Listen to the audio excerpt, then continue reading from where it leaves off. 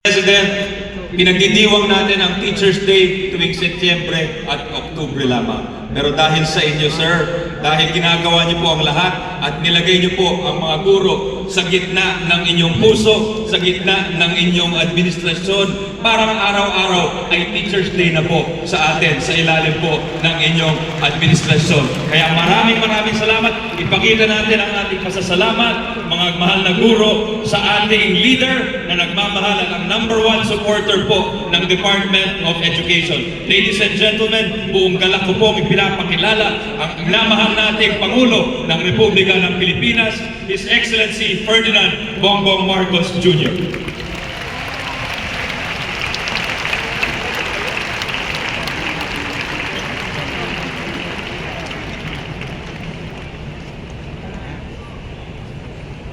Maraming salamat sa ating kalihim ng DepEd, Secretary Sanyang Garutis.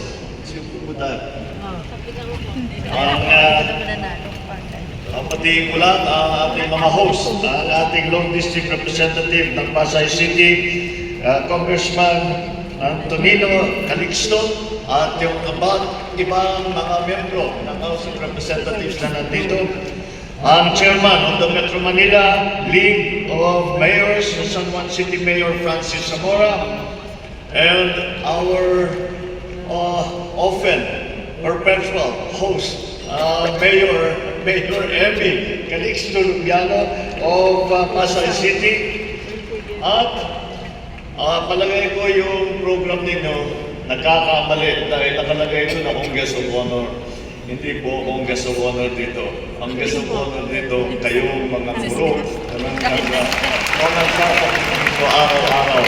At kayo iniiyak na ang kinabukasan, hindi lamang ng ating mga kabataan, kundi ang ating bansa, ay magiging mas maliwanag, mas maganda sa darating na panahon.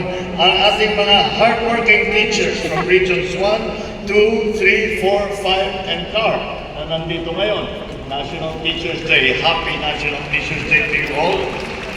Our partners in the private sector, other distinguished guests, ladies and gentlemen, good day to you all.